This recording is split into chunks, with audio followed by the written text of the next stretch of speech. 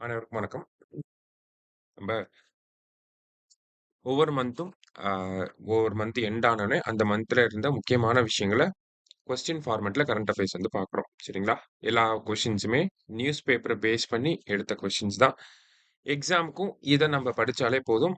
எக்ஸாம்ல அப்படியே நமக்கு ரிஃப்ளெக்ட் ஆகும். ஆல்ரெடி நெறைய கொஸ்டின்ஸ் வந்து இதிலிருந்து அப்படியே எடுத்து வச்சிருக்காங்க. இதுக்கப்புறமும் கொஸ்டின்ஸ் வரதான் போகுது.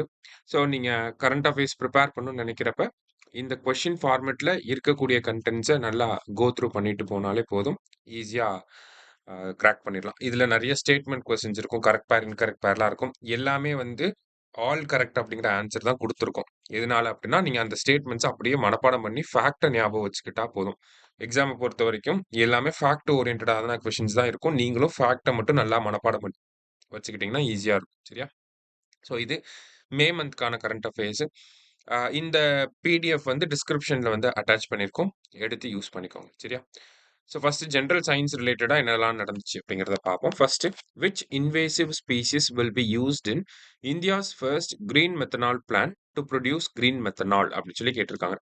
இந்தியாவோட ஃபர்ஸ்ட் கிரீன் மெத்தனால் பிளான்ட்ல கிரீன் மெத்தனால ப்ரொடியூஸ் பண்றதுக்காக என்ன பண்றாங்கன்னா, ஒரு இன்வேசிவ் ஸ்பீசிஸ எடுத்து யூஸ் பண்ண போறாங்க. அது என்ன ஸ்பீசிஸ் அப்படின்னா, புரோசோபிஸ் ஜூலிஃப்ளோரா அப்படிங்கிற இந்த சீமை கருவேல மரங்கள் தான். அ அ இத யூஸ் பண்றனால அந்த புரோசோபிஸ் ஜூலிஃப்ளோராவோட எண்ணிக்கையும் கம்மியாகும். நமக்கு கிரீன் மெத்தனாலும் கிடைக்க தான் போகுது. சரியா? India's first green methanol plant will be set up in Kandla, Gujarat. இந்த கிரீன் மெத்தனால் பிளான்ட் எங்க வரப்போகுது அப்படின்னா, குஜராத்தோட கண்ட்லா அப்படிங்கிற பகுதியில வரப்போகுது. Prosopis juliflora will be used to produce green methanol in this plant அப்படின்னு சொல்லி குடுத்துருக்காங்க. இந்தியாவிலேயே முறையா இந்த ஒரு ப்ராஜெக்ட்ட புரோசோபிஸ் ஜூலிஃப்ளோராவ எடுத்து அத ப்ராசஸ் பண்றது மூலியமா கிரீன் மெத்தனால் புரொடியூஸ் பண்ண முடியும். ஸோ அத இந்தியால ஃபர்ஸ்ட் டைமா கண்ட்லால தான் வந்து பண்ண போறாங்க. சரியா? ஸோ போத் கரெக்ட் அப்படிங்கிறது கரெக்ட் ஆன்சர். அடுத்தது cell broadcast alert system was developed by C DOT in collaboration with NOMA அப்படின்னு சொல்லி குடுத்துருக்காங்க. ஓகேவா? சி டாட் அப்படின்னா centre for development of telematics அப்படின்னு சொல்லி சொல்லுவாங்க. Centre for development of telematics அப்படிங்கிற இந்த இவங்களும் என்ஓஎம்என்ஸ் டைப்பிங் மிஸ்டேக் இருக்கு. என்டிஎம்ஏ சரியா? என்டிஎம்ஏவும் சி டாட்டும் சேர்ந்து தான் இந்த செல் பிராட்காஸ்ட் அலர்ட் சிஸ்டம் அப்படிங்கிறத பண்ணியிருக்காங்க. The system is based on Common Alerting Protocol as recommended by UN body International Telecommunication Union. So யூஎனோட இன்டர்நேஷனல் டெலிகம்யூனிகேஷன் யூனியன் சொன்ன அந்த புரோட்டோகாலை பேஸ் பண்ணி இதை உருவாக்கியிருக்காங்க.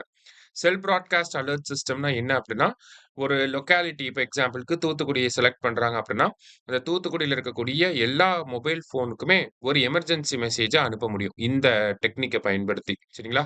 நம்மகிட்ட இன்டர்நெட் கனெக்டிவிட்டி இருந்தாலும் சரி, இல்லைனாலும் சரி அந்த மெசேஜ் வந்து போய் சேர்ந்துரும்.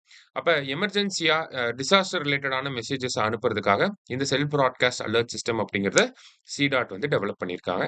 போத் கரெக்ட் அப்படிங்கிறது கரெக்ட் ஆன்சர். அடுத்தது Drishti satellite was developed by Galaxy, a space-based startup in India. It is the world's first optosar satellite. Optical plus synthetic aperture radar. ரெண்டுமே 2 தொழில்நுட்பமும் இருக்கக்கூடிய ஒரு சேட்டலைட் தான் இந்த ஆப்டோசார் சேட்டலைட். அத டெவலப் பண்ணது யாருன்னா Galaxy. அந்த சேட்டலைட்டுக்கு என்ன பேர் வச்சிருக்காங்கன்னா, திருஷ்டி சேட்டலைட்ன்னு பேர் வச்சிருக்காங்க. போத் கரெக்ட் அப்படிங்கிறது கரெக்ட் ஆன்சர். அடுத்தது Drishti satellite developed by GalaxEye is which type of satellite? என்ன டைப் ஆஃப் சேட்டலைட்னா எர்த் அப்சர்வேஷன் சேட்டலைட். ஆப்டோசார்ன்னு வந்தாலே அது வந்து சிந்தட்டிக் அப்பர்ச்சர் ரேடார் தொழில்நுட்பத்தை பயன்படுத்தினாலே அது வந்து ஒரு எர்த் அப்சர்வேஷன் சேட்டலைட்டா தான் இருக்கும். சரியா? அடுத்தது The indigenous cell broadcast alert system formally launched by Indian government on May 2, 2026 was developed by which organization அப்படி சொல்லி கேட்டிருக்காங்க. ஸோ இந்த செல் ப்ராட்காஸ்ட் அலர்ட் சிஸ்டம் அப்படிங்கிறத டெவலப் பண்ணது யாருன்னா சி டாட் வந்து டெவலப் பண்ணியிருக்காங்க. பிளஸ் என்டிஎம்ஏவும் சேர்ந்து ஹெல்ப் பண்ணியிருக்காங்க. சரியா?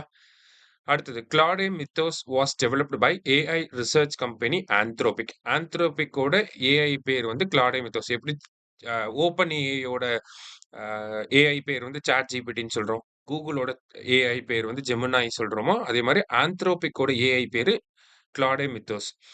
ஓகேவா? ஸோ ஃபர்ஸ்ட் ஸ்டேட்மெண்ட் நமக்கு correct. Anthropic trained Mythos to excel at identifying, analysing and exploiting software vulnerabilities in complex large scale code bases அப்படின்னு சொல்லி குடுத்துருக்காங்க. இந்த கிளாட் மித்தோஸ் வந்து என்ன பண்ணும்னா, நம்ம கோடிங் பண்றோம் இல்லையா?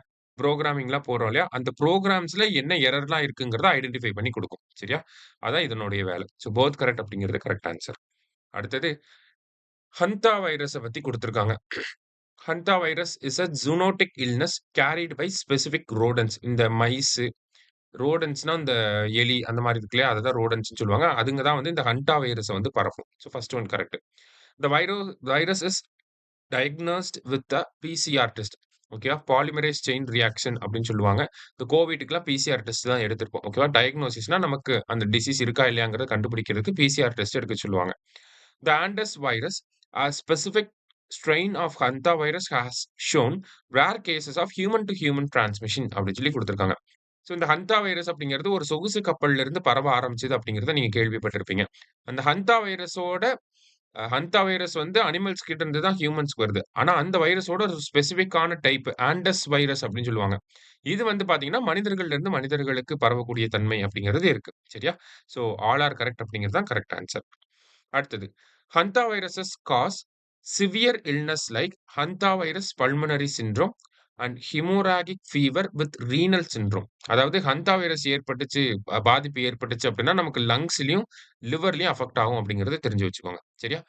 தேர் is currently no specific antiviral treatment, cure or vaccine for hantavirus. So இந்த வைரஸ்க்குன்னு எந்த ஒரு மருந்து கண்டுபிடிக்கலங்கிறத சொல்ல வராங்க. ஸோ போத் கரெக்ட் அப்படிங்கிறது கரெக்ட் ஆன்சர். அடுத்தது. India's first orbital data centre satellite is named as Pathfinder. It is developed by Pixxel with help of Sarvam AI.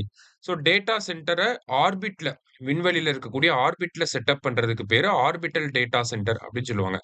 இந்தியாவோட முதல் ஆர்பிட்டல் டேட்டா சென்டருக்கு பேர் வந்து பாத்ஃபைண்டர் அப்படின்னு சொல்லி வச்சிருக்காங்க.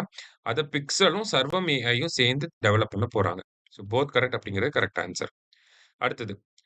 MIRV allows one missile to carry and deliver several nuclear warheads, each aimed at a different target அப்படின்னு சொல்லி குடுத்துருக்காங்க. Multiple independently targetable reentry vehicle அப்படின்னு சொல்லுவாங்க.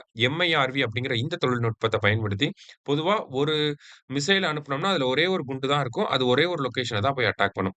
ஆனா இந்த MIRV அப்படிங்கிற இந்த தொழில்நுட்பத்துல வந்து பார்த்தீங்கன்னா, ஒரு மிசைல்லயே பல குண்டுகள் வச்சிருக்கலாம். ஒவ்வொன்னும் ஒவ்வொரு இடத்த போய் அட்டாக் பண்ணும். அதான் carry and deliver several nuclear warheads each aimed at a different target. ஒவ்வொன்னும் ஒவ்வொரு இடத்துல போய் அட்டாக் பண்ணுங்கிறத சொல்லியிருக்காங்க. India has tested MIRV technology in Agni 5 missile. அக்னி 5ல வச்சு நம்ம இந்த தொழில்நுட்பத்த டெஸ்ட் பண்ணி பார்த்திருக்கோம். சக்சஸ்ஃபுல்லா டெஸ்ட் முடிஞ்சிருச்சு. It is done under mission Divyastra. Defence மினிஸ்ட்ரியோட மிஷன் திவ்யாஸ்திரா அப்படிங்கிற அந்த மிஷனுக்கு கீழ தான் இந்த MIRV ப்ராஜெக்ட்ட வந்து நம்ம பண்ணி முடிச்சிருக்கோம். ஆல் ஆர் கரெக்ட் அப்படிங்கிறது கரெக்ட் ஆன்சர். அடுத்தது. எக்ஸ்பேண்ட் MIRV அப்படின்னு சொல்லி கேட்டிருக்காங்க. Multiple independently targetable reentry vehicle. அடுத்தது. Which city introduced India's first Algae-Tree, a futuristic carbon capturing device designed to combat air pollution and absorb carbon dioxide? ஆல்கேட்ரினா ஒண்ணும் கிடையாது. ஒரு liquid solution அது. சரியா? இந்த மாரி ஒரு பச்சை கலர் லிக்விட் சொல்யூஷன் இருக்கும். ஒரு 20, 30 மரங்கள் பண்ணக்கூடிய அந்த வேலைய இந்த ஒரு செட்டப் வந்து பண்ணிரும். சரியா? அதனால தான் அதுக்கு பேரு ஆல்கேட்ரி அப்படின்னு சொல்லி சொல்றாங்க. அ அட்மாஸ்பியர்ல இருக்கக்கூடிய கார்பன அப்சர்வ் பண்ணி நமக்கு ஆக்ஸிஜன வெளியிடும். சரியா? ஸோ போபால்ல வந்து இத செட்டப் பண்ணியிருக்காங்க. அடுத்தது. What is the name of world's first AI designed gene editing platform for crops developed by Indian science? So gene editing பண்றத ஏஐயோட ஹெல்ப் மூலியமா டிசைன் பண்ணியிருக்காங்க. அதோட பேர் என்ன அப்படின்னா, பிளான்ட் ஓப்பன் கிறிஸ்பர் அப்படின்னு சொல்லி சொல்றாங்க. இல்லாட்டி POC1 அப்படின்னு சொல்றாங்க. சரியா? அடுத்தது. The Bundibugyo Ebola virus gets its name from the place Bundibugyo in which country அப்படின்னு சொல்லி கேட்டிருக்காங்க. ஸோ எபோலா வைரஸோட ஒரு வகை தான் புண்டிபுகியோ எபோலா வைரஸ் அப்படிங்கிறது. அது எந்த கண்ட்ரில இருந்து, அதாவது புண்டிபுகியோ அப்படிங்கிற பிளேஸ்ல இருந்து பரவுனனால அதுக்கு அந்த பேர வந்து வச்சிருக்காங்க. அது எந்த கண்ட்ரில இருக்கு அந்த புண்டிபுகியோ அப்படிங்கிற பிளேஸ் பார்த்தீங்கன்னா, உகாண்டால வந்து இருக்கு. சரியா? அடுத்தது. World Health Assembly of the WHO has announced which of the following disease as a public health priority for the first time அப்படின்னு சொல்லி கேட்டிருக்காங்க. ஓகேவா? அ பொது சுகாதார முன்னுரிமையாக ஒரு டிசீஸ வந்து அறிவிச்சிருக்காங்க. என்ன டிசீஸ் அப்படின்னா ஸ்ட்ரோக். ஓகேவா? பக்கவாதம் அப்படிங்கிற இந்த நோயினால பல பேர் வந்து பாதிக்கப்படுறாங்க. உலகத்துல ஒரு 12 மில்லியன் பாதிக்கப்படுறாங்கன்னா, 6 மில்லியன் இறந்து போயிடுறாங்க. மீதி 6 மில்லியன் வந்து கம்ப்ளீட்லி டிஃபரண்ட்லி ஏபிள்டா மாறிடுறாங்க. ஸோ அதனால அதுக்கு வந்து பப்ளிக் ஹெல்த் பிரியாரிட்டி அப்படிங்கிற ஒரு அந்தஸ்து குடுத்திருக்காங்க. இதன் மூலியமா உலக நாடுகள் எல்லாமே இந்த ஸ்ட்ரோக் அப்படிங்கிற விஷயத்த கம்மி பண்றதுக்கான நடவடிக்கைகளை எடுக்கணும் அப்படிங்கிறத WHO சொல்லியிருக்காங்க. அடுத்தது. When WHO declare a disease as public health emergency of international concern அப்படின்னு சொல்லி கேட்டிருக்காங்க. ஓகேவா? சர்வதேச முக்கியத்துவம் வாய்ந்த பொது சுகாதார அவசர நிலைன்னு ஒரு நோய் அறிவிப்பாங்க. எக்ஸாம்பிள்க்கு கோவிட்-19 அறிவிச்சிருந்தாங்க. மங்கி பாக்ஸ் அப்படிங்கிற டிசீஸ வந்து அறிவிச்சிருந்தாங்க. Public health emergency of international concern. உலக நாடுகளுக்கே அச்சுறுத்தக்கூடிய வகையில இருக்கக்கூடிய ஒரு நோய் தொற்று அப்படின்னு கூட சொல்லலாம். சரியா? இப்ப ரீசென்ட்டா பார்த்தீங்கன்னா, எபோலா வைரஸ்க்கு வந்து சொல்லியிருந்தாங்க. எப்போ இந்த ஒரு அனவுன்ஸ்மென்ட்ட வெளியிடுவாங்க அப்படின்னா, அந்த இது வந்து எக்ஸ்ட்ரார்டினரியா எப்பயாவது நடக்கக்கூடிய ஈவென்ட்டா இருக்கணும். கோவிட்-19 மாரி அந்த மாரி இருக்கணும்.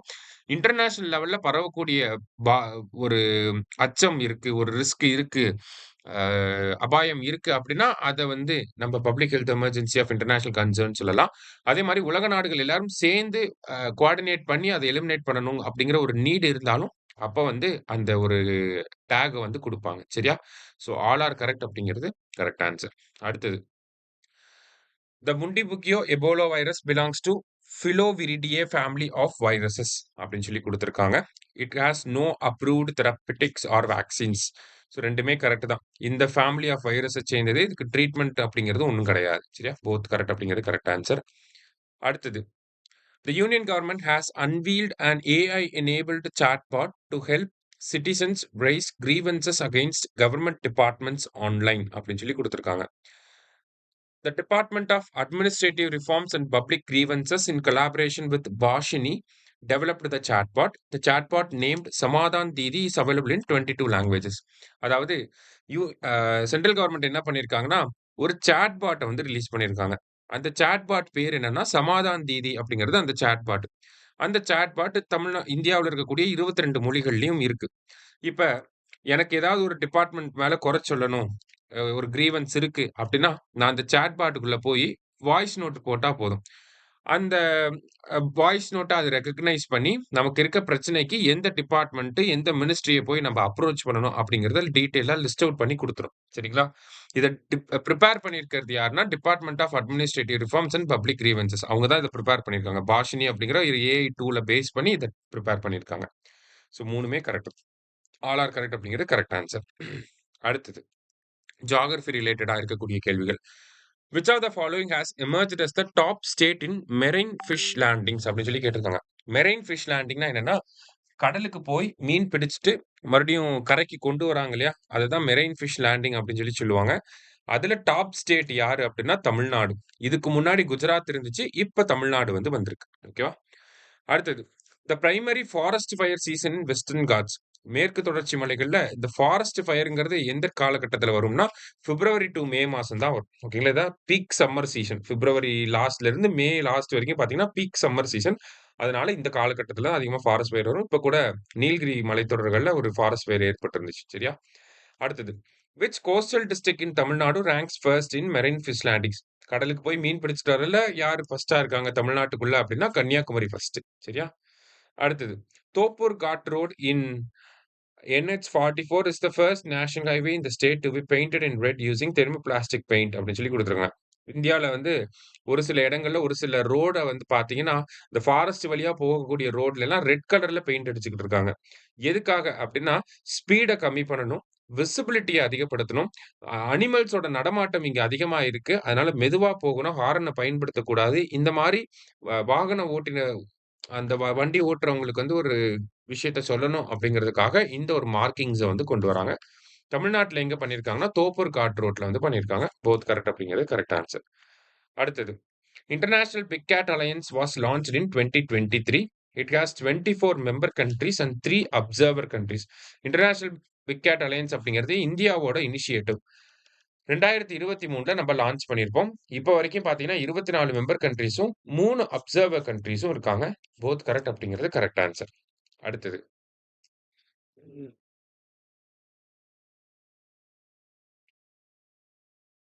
த first ever summit of International Big Cat Alliance will be held in New Delhi. இந்த அமைப்பு 2023ல தொடங்கப்பட்டதாலும், அதனுடைய முதல் மாநாடு அப்படிங்கிறது டெல்லியில நடக்கப் போகுது. இந்த வருஷம் நடக்கப் போகுது. சரியா? அதனுடைய தீம் என்ன அப்படின்னா, save big cats, save humanity, save ecosystem அப்படிங்கிறது தான் அந்த மீட்டோட தீம். சரியா? போத் கரெக்ட் அப்படிங்கிறது கரெக்ட் ஆன்சர். எல்லாமே ஆல் கரெக்ட்ங்கிறது தான் இருக்கும். ஏன்னா, நீங்க அப்படியே மனப்பாடம் பண்ணிக்கணும் அப்படிங்கிறதுக்காக. அடுத்தது. The International Big Cat Alliance has been conceived as a multi-country, multi-agency coalition of 96 big cat range countries and non-range countries. So இந்த இன்டர்நேஷனல் பிக் கேட் அலையன்ஸ் அப்படிங்கிறது ஒரு நிறைய நாடுகள், நிறைய அதாவது பெரும்பூனைகள் இருக்கக்கூடிய எல்லா நாடுகளும் இந்த அலையன்ஸ்ல சேரணும் அப்படிங்கிற நோக்கத்தோட உருவாக்கப்பட்டுச்சு.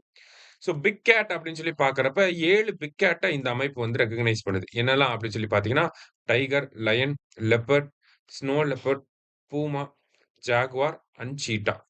இந்த 7ல இந்தியாவுல வந்து பார்த்தீங்கன்னா 5 தான் இருக்கு. என்னென்னன்னா, tiger, lion, leopard, snow leopard, cheetah மட்டும் தான் இருக்கு. பூமாவும், ஜாகுவாரும் இந்தியாவுல கிடையாது. சரியா? ஸோ ஆல் ஆர் கரெக்ட் அப்படிங்கிறது கரெக்ட் ஆன்சர்.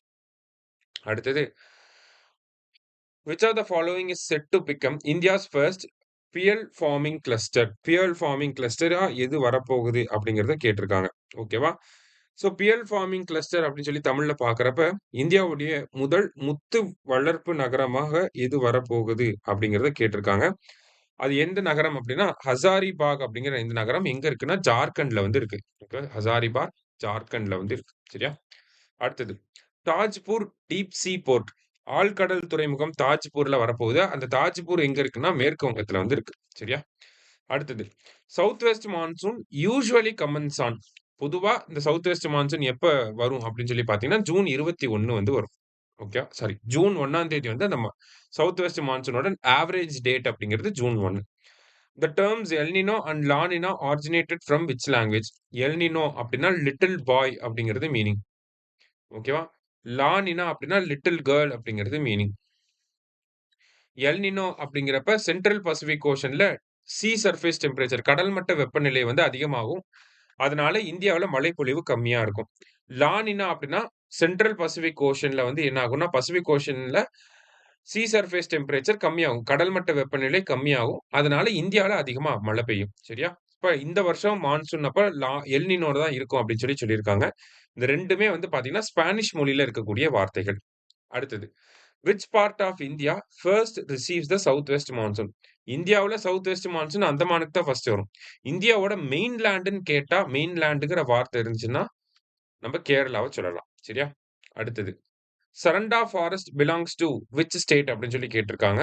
இந்த சரண்டா ஃபாரஸ்ட்ல சால் ட்ரீஸ் வந்து அதிகமா இருக்கும். சரியா? எங்க இருக்குன்னா ஜார்க்கண்ட்ல வந்து இருக்கு. அடுத்தது மேகதாது ப்ராஜெக்ட் வச்சு கேட்டிருக்காங்க. The proposed Mekedatu project will be built across the Kaveri river in the Ramnagara district of Karnataka அப்படின்னு சொல்லி கொடுத்திருக்காங்க.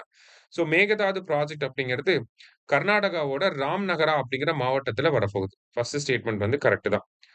அடுத்தது proposed at the deep gorge where the Kaveri river meets its tributary Arkavathi river அப்படின்னு சொல்லி கொடுத்திருக்காங்க. அதாவது காவேரி நதியை வந்து அர்காவதி நதி மீட் பண்ணக்கூடிய இடத்துல ஒரு ஆழமான பள்ளம் இருக்கும்.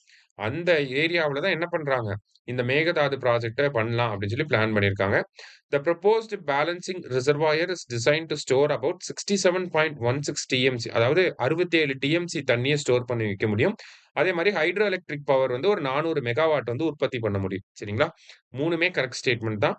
அந்த ப்ராஜெக்ட்டோட கிளிம்சஸ இங்க குடுத்திருக்காங்க. ஆல் ஆர் கரெக்ட் அப்படிங்கிறது கரெக்ட் ஆன்சர். அடுத்தது டஸ்ட் ஸ்டார்ம்ஸ். இப்ப ராஜஸ்தான்ல அந்த பிக்கனர் அந்த மாரி ஒரு 8, 9 மாவட்டங்கள்ல டஸ்ட் ஸ்டார்ம் புழுதி புயல் அப்படிங்கிறது ஏற்பட்டுச்சு. அத பேஸ் பண்ணி இங்க குடுத்திருக்காங்க. Dust storms usually occur in arid and semi arid regions. Rajasthan பகுதி ஃபுல்லாவே தார் டெசர்ட் இருக்கனால அங்க arid and semi arid regions தான் வந்து இருக்கும். வறண்ட மற்றும் அரை வறண்ட பகுதிகள் அப்படின்னு சொல்லி சொல்லுவாங்க. United Nations Convention to Combat Desertification signed in 1994 deals with dust storms. So யுஎன்சிசிடின்னு சொல்லுவாங்க. 1994ல கையெழுத்தாயிருக்கும். அதான் வந்து டஸ்ட் ஸ்டார்ம் ரிலேட்டடா இருக்கக்கூடிய யுஎன் திங். சரியா? Sand and dust storms present a huge and widespread challenge to achieving 11 of the 17 SDG goals. Dust storms வரனால என்ன ஆகுதுன்னா நமக்கு 17 எஸ்டிஜி கோல்ல 11 கோல்ஸ் அச்சீவ் பண்றதுக்கு பெரும் தடையாக இருக்கு அப்படின்னு சொல்லி சொல்றாங்க. ஸோ ஆல் ஆர் கரெக்ட் அப்படிங்கிறது கரெக்ட் ஆன்சர். சரியா? அடுத்தது 35 India shares 1643 kilometre border with Myanmar அப்படின்னு சொல்லி கொடுத்திருக்காங்க. இந்தியா இப்ப மியான்மர்ல இருந்து சில அவங்க பிரசிடென்ட் வந்து இந்தியாவுக்கு வந்துட்டு போனாங்க. அந்த பின்னணியில நம்ம பார்க்கிறோம். மியான்மரோட ஒரு 6643 கிலோமீட்டர் பார்டர் ஷேர் பண்றோம். பார்டர் ஷேரிங் ஸ்டேட்ஸ்னா ஈஸியா ஞாபகம் வச்சுக்கலாம். அருணா மாமி அப்படின்னு சொல்லுவாங்க. ஓகேவா? அருணாச்சல் பிரதேஷ், நாகாலாந்து, மணிப்பூர், மிசோரம். சரியா? அருணாமாமி அப்படிங்கிறது தான் மியான்மரோட பார்டர் ஷேரிங் ஸ்டேட்ஸ். அடுத்தது த ஃப்ரீ மூவ்மெண்ட் ரெஜிம் அப்படிங்கிறது 2018ல சைன் பண்ணியிருப்பாங்க. The free movement regime, which permitted unrestricted movement within 16 kilometer on either side of the Indian Myanmar border was scrapped recently அப்படின்னு சொல்லி கொடுத்திருக்காங்க. அதாவது ஃப்ரீ மூவ்மெண்ட் ரெஜிம் அப்படின்னா India Nepal border இதுதான் பார்டர்னா இந்த side 16 kilometre இந்த சைடு 16 கிலோமீட்டர் எந்த ஆவணங்களும் இல்லாம இந்தியாவில் இருக்கக்கூடிய மக்கள் மியான்மருக்கு போய்க்கலாம் மியான்மர்ல இருக்கிறவங்க இங்க வந்துக்கலாம் அந்த மாதிரி இருந்துச்சு. அதுக்கப்புறமா மியான்மர்ல உள்நாட்டு கலவரம் ஏற்பட்டனால இப்ப இந்த அக்ரிமெண்ட்டை கேன்சல் பண்ணிட்டு இந்த பார்டர் ஃபுல்லா இப்ப ஃபென்ஸ் போட ஆரம்பிச்சுட்டாங்க. சரியா? ஸோ 3மே கரெக்ட் தான். ஆல் ஆர் கரெக்ட் அப்படிங்கிறது கரெக்ட் ஆன்சர். அடுத்தது ஹிஸ்டரி ரிலேட்டடா இருக்கக்கூடிய questions. Muhammad Ghazni plundered Somnath temple in 1026 CE அப்படின்னு சொல்லி குடுத்திருக்காங்க. Alauddin Khilji plundered Somnath temple in 1299 CE. 2மே கரெக்ட் தான். ஏன்னா, அந்த முகமது கஸ்னி படையெடுப்பு நடந்து 1000 வருஷங்கள் ஆயிருச்சு. அந்த பின்னணியில பார்க்கிறோம். அதே மாரி ஃபேமஸா சோம்நாத் டெம்பிள வேற யார் அட்டாக் பண்ணியிருக்காங்கன்னா, அலாவுதீன் கில்ஜி 1299ல அட்டாக் பண்ணியிருப்பாரு. சரியா? அடுத்தது பாலிட்டி ரிலேட்டடா இருக்கக்கூடிய questions. Medical Termination of Pregnancy Act எப்ப நடைமுறைக்கு வந்திருக்குன்னா, 1971ல நடைமுறைக்கு வந்திருக்கும். ஸோ அது ரிலேட்டடா ஒரு 3 ஸ்டேட்மெண்ட் வந்து குடுத்திருக்காங்க. Up to 20 weeks of gestation, termination of pregnancy can be done based on the opinion of single registered medical practitioner. ஓகேவா? அதாவது 20 இப்போ நீங்க அபார்ஷன் பண்ணணும்னு நெனைக்கிறீங்க. 20 வாரம் வரைக்கும் அப்டின்னா, ஒரு ஆர்எம்பி ரிஜிஸ்டர்ட் மெடிக்கல் பிராக்டிஷனரோட அப்ரூவல் இருந்தா போதும். Between 20 to 24 weeks, termination is allowed only for all pregnant women with the recommendation of 2 registered medical practitioner. 20லேருந்து 24 வாரங்கள் கர்ப்பமா இருக்கக்கூடிய ஒரு பெண்மணி அபார்ஷன் பண்ணணும்னு நெனச்சா 2 மெடிக்கல் பிராக்டிஷனர்ஸோட அப்ரூவல் வந்து தேவைப்படும். 24 வாரங்கள தாண்டி போயிட்டோம் அப்டின்னா, மாநிலத்தில மெடிக்கல் போர்டுன்னு சொல்லி ஒண்ணு இருக்கும். அந்த மெடிக்கல் போர்டு கிட்ட நம்ம அப்ரூவல் வாங்கணும். ஸோ 3மே கரெக்ட் தான். ஆல் ஆர் கரெக்ட் அப்படிங்கிறது கரெக்ட் ஆன்சர். சமீபத்தில ஒரு 30 வாரங்கள் கிட்ட இருந்த ஒரு கருவ கலைச்சுக்கலாம் அப்படின்னு சொல்லி உச்சநீதிமன்றம் வந்து அப்ரூவல் குடுத்திருந்தாங்க. அந்த பின்னணியில நம்ம பார்க்கணும். அடுத்தது. The strength of the Supreme Court will be increased to 38 judges, including the Chief Justice of India. அதாவது 1+33 இருந்தத இப்போ 1+37 மாத்துறாங்க. இப்போ மொத்தம் 38 பேர், including Chief Justice of India. அப்ப ஃபர்ஸ்ட் ஒன் கரெக்ட் தான். Parliament has the authority to increase the number of judges in Supreme Court by amending Section 2 of Supreme Court Number of Judges Act 1956 அப்படின்னு சொல்லி குடுக்குறாங்க. So ஜட்ஜஸோட எண்ணிக்கைய supreme court ஜட்ஜஸோட எண்ணிக்கைய increase பண்றதுக்கான அதிகாரம் பாராளுமன்றத்துக்கு இருக்கு. அதுக்கு தான் நம்பர் ஆஃப் ஜட்ஜஸ் ஆக்ட் 1956 வந்து போட்டு வச்சிருக்காங்க. அதுல இருக்கக்கூடிய செக்ஷன் 2 திருத்துறதன் மூலியமா உச்சநீதிமன்றத்துல இருக்கக்கூடிய ஜட்ஜஸோட எண்ணிக்கையை இன்கிரீஸ் பண்ண முடியும். இதே ஒரு ஹைகோர்ட்டோட ஜட்ஜஸோட எண்ணிக்கையை இன்கிரீஸ் பண்ணோம்னா, அதுக்கு அதிகாரம் யார் கையில இருக்குன்னா, பிரசிடென்ட் கையில இருக்கு. சரியா? ஸோ அடுத்த கொஸ்டின். அடுத்ததும் அதே தான் குடுத்திருக்காங்க. Article 124 sub clause 1 empowers the Parliament to increase the number of judges in the Supreme Court. So Supreme கோர்ட்னா பார்லிமென்ட் இன்கிரீஸ் பண்ணணும். ஹை கோர்ட்னா பிரசிடென்ட் வந்து இன்கிரீஸ் பண்ணணும். போத் கரெக்ட் அப்படிங்கிறது தான் கரெக்ட் ஆன்சர். அடுத்தது 41. Insult to national song Vande Mataram has been made a punishable offense under which of the following act? So Vande மாதரத்தை insult பண்ணோம்னா அது வந்து ஒரு பனிஷ் பண்ணக்கூடிய ஒரு அஃபென்ஸ். எந்த ஆக்டுக்கு கீழனா prevention of insult to national honour act 1971 இந்த சட்டத்துக்கு கீழ பனிஷ்மென்ட் வந்து கொடுக்க முடியும். ஓகேவா? என்ன பனிஷ்மென்ட் அப்படிங்கிறத பின்னாடி நம்ம பார்ப்போம். சரியா? அடுத்தது நேஷனல் சாங் ரிலேட்டடா புது ரெகுலேஷன்ஸ் வந்து கொண்டு வந்திருந்தாங்க. இதெல்லாம் எக்ஸாம்ல கேட்கறதுக்கு வாய்ப்பு இருக்கு. ஓகேவா? ஸோ என்ன ரெகுலேஷன்ஸ் அப்படின்னு சொல்லி பார்த்தீங்கன்னா, all the 6 stanzas of national song Vande Mataram must be sung on every occasion அப்படின்னு சொல்லி குடுத்திருக்காங்க. ஸோ முன்னாடி வந்து 2 ஸ்டான்ஸா பாடுனா போதும் அப்படின்ற மாரி இருந்துச்சு. இப்ப 6 ஸ்டான்ஸா வந்தே மாதரத்தோட 6 பேராகிராஃபையும் பாடணும் அப்படின்னு சொல்லி சொல்லிட்டாங்க. The prescribed duration for rendering the national song is 3 minutes and 10 seconds. 3 நிமிஷம் 10 செகண்டுக்குள்ள இந்த வந்தே மாதரம் பாடல பாடி முடிக்கணும். The national song should be accorded precedence over the national anthem when both are played during an event. ஒரு விழாவுல national song அதாவது ஜனகணமன அதுக்கப்புறம் வந்தே மாதரம் 2மே பாடுறாங்க அப்படின்னா ஃபர்ஸ்ட் வந்தே மாதரம் பாடணும். அதுக்கப்புறம் தான் ஜனகணமன பாடணும். ஸோ ஆல் ஆர் கரெக்ட் அப்படிங்கிறது கரெக்ட் ஆன்சர். அடுத்தது what is the punishment for insulting the national song Vande Mataram? So எந்த ஆக்டுக்கு கீழ Prevention of Insult to National honour Act. ஓகேவா? நேஷனல் ஹானர் ஆக்ட் 1971க்கு கீழ பனிஷ்மென்ட் இருக்கு அப்படின்னு சொல்லி நம்ம பார்த்திருந்தோம். அந்த அ பனிஷ்மென்ட் என்ன பனிஷ்மென்ட் அப்படின்னா, imprisonment up to 3 years or fine or both அப்படின்னு சொல்லி வரும். 3 வருஷம் வரைக்கும் சிறை தண்டனை, இல்ல ஃபைன் கட்ட சொல்லுவாங்க, இல்ல 2மே கூட சேர்த்து தரலாம். அடுத்தது, which of the following is the minimum percentage of total valid votes polled that a candidate must secure to retain the election deposit? ஒரு வேட்பாளர் டெபாசிட்டே இழந்துட்டாங்கன்றத நம்ம பார்க்கிறோம். எப்போ டெபாசிட்டை இழப்பாரு அப்படின்னா, மொத்த பதிவான வாக்குகள் இப்ப 1000 வாக்குகள் பதிவாயிருக்குன்னா, அதுல 1/6 ஆஃப் த வோட்ட நான் வாங்கியிருக்கணும். அப்படி வாங்கல அப்படின்னா, எனக்கு டெபாசிட்ட தரமாட்டாங்க. சரியா? இப்ப 1/6 of the total votes polled அப்படிங்கிறது கரெக்ட் ஆன்சர். அடுத்தது, appointment of chief minister and other minister comes under which article of the constitution? Article 164 sub clause 1க்கு கீழ தான் இந்த அப்பாயின்ட்மென்ட் எல்லாமே நடக்குது. அடுத்தது, Supreme Court has launch the one case one data initiative அப்படின்னு சொல்லி கொடுத்திருக்காங்க. ஸோ ஒன் கேஸ் ஒன் டேட்டாங்கிற இனிஷியேட்டிவ் லான்ச் பண்ணியிருக்காங்க. இது என்னன்னா, it is a digital case management project that will link judicial data across every tier of the court system. ஒரு கேஸை பத்தின இன்ஃபர்மேஷன் செஷன்ஸ் கோர்ட்ல இருக்கும், ஹை கோர்ட்ல இருக்கும், சுப்ரீம் கோர்ட்ல இருக்கும், எல்லாத்தையும் லிங்க் பண்ணி ஒரு கேஸுக்கு கன்சாலிடேட்டட் டேட்டாவை கொடுக்கறது தான் இந்த one case one data initiative. Both correct அப்படிங்கிறது கரெக்ட் ஆன்சர். அடுத்தது, the Supreme Court has launched Sue Sahai, an artificial intelligence powered assistance chatbot integrated with Supreme Court website. It will facilitate easier access to justice and court related services for litigants அப்படின்னு சொல்லி கொடுத்திருக்காங்க. So சூ சகாய் அப்படிங்கிற ஒரு AI chatbot வந்து introduce பண்ணியிருக்காங்க. அதுல நமக்கு இப்ப கோர்ட் நடைமுறைகள் பத்திலாம் நமக்கு தெரியாது. அப்ப அதுகிட்ட டவுட் கேட்டோம்னா அது நமக்கு சொல்லித் தரும். சரிங்களா? ஸோ அது சுப்ரீம் கோர்ட் வெப்சைட்லயே லான்ச் பண்ணியிருக்காங்க. போத் கரெக்ட் அப்படிங்கிறது கரெக்ட் ஆன்சர். அடுத்தது, appointment of pro tem speaker in legislative assembly comes under which article of the constitution அப்படின்னு சொல்லி கேட்டிருக்காங்க. ஆர்டிகல் 178 அப்படிங்கிறது ஸ்பீக்கர் டெப்யூட்டி ஸ்பீக்கரை பத்தி பேசுது. 179 அப்படிங்கிறது வெக்கேஷன் ரெசிக்னேஷன் ரிமூவல். ஆர்டிகல் 180 அப்படிங்கிறது புரோடம் ஸ்பீக்கரை பத்தி பேசுது. அதே மாதிரி deputy speaker to actor speaker அப்படிங்கிறது இந்த இடத்துல தான் வரும். சரிங்களா? அடுத்தது 181 அப்படிங்கிறது பார்த்தீங்கன்னா, நமக்கு ரிமூவல் ரெசல்யூஷன் ஸ்பீக்கர் மேல இருக்கப்ப, அவர் வந்து இங்க பிரிசைட் பண்ணக்கூடாது அப்படிங்கிறத சொல்லியிருக்கும். ஸோ அதுல 180 அப்படிங்கிறது தான் புரோடம் ஸ்பீக்கர பத்தி பேசுது. Appointment of speaker in legislative assembly speaker article 178 speaker, deputy speaker அப்படிங்கிறதெல்லாம் 178 தான். அத அடுத்தடுத்த கொஸ்டினா கேட்டிருக்காங்க. சரியா? அடுத்தது, the Supreme Court number of judges amendment ordinance 2026 has been promulgated in accordance with the powers of the president under article 123 of the constitution. So ஒரு supreme கோர்ட்டோட ஜட்ஜஸோட எண்ணிக்கையை இன்க்ரீஸ் பண்றதுக்காக ஆர்டிகல் 123 பேஸ் பண்ணி ஆர்டினன்ஸ் கொண்டு வந்திருக்காங்க. அதன் மூலியமா சுப்ரீம் கோர்ட் ஜட்ஜஸோட ஸ்ட்ரென்த் வந்து 38 increase ஆயிருக்கு. ஸோ போத் கரெக்ட் அப்படிங்கிறது தான் கரெக்ட் ஆன்சர். அடுத்தது,